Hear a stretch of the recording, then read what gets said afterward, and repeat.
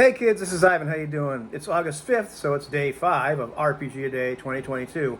It's freaking hot, man. It's hot and humid here in New England, and you can probably hear the air conditioner in the background. I really hate the humidity and the heat as well. I go a little bit mental after 68 degrees Fahrenheit. But this video isn't about that.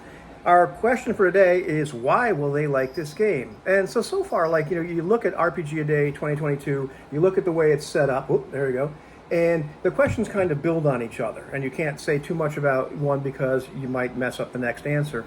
But they don't necessarily always have to connect, at least in my mind. So, like in the beginning, it says, "Who would you introduce to RPGs?" Okay, my daughter, my youngest daughter. What's a great introductory RPG? I said Ghostbusters, and I gave the reasons in that video. When was I first introduced? Takes a little detour. 1981. Okay, where would I host the game? Here, right here, at my house. And why will they like this game? And so I'm going to go a little bit different and not talk about Ghostbusters. I'm going to talk about the game that I really would introduce her to. And it's a game I backed on Kickstarter, and that's Avatar. And, Avatar, not Avatar the movie, but Avatar The Last Airbender. And why did I back that Kickstarter? It's a PBTA-style Kickstarter, and that's not necessarily my favorite system, by a long shot, but I've explored it, and it has some compelling parts. But the reason that I decided that would be a game that I would buy is because I had her in mind. Because some years ago, my kids and I used to watch that show. I used to get interested in whatever they were interested in.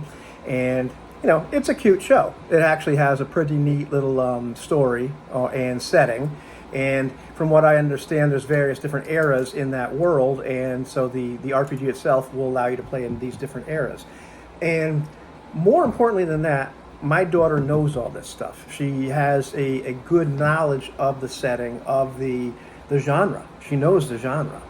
She knows what's going on in there. And that to me is really, really important when, you're introducing an RPG to somebody, especially a newbie.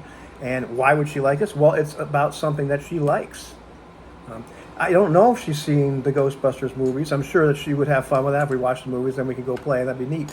But she has a lot more touchstones in the world of Avatar. So is my oldest daughter, actually. Maybe we can get her to play. And her husband. Why not? That'd be kind of cool.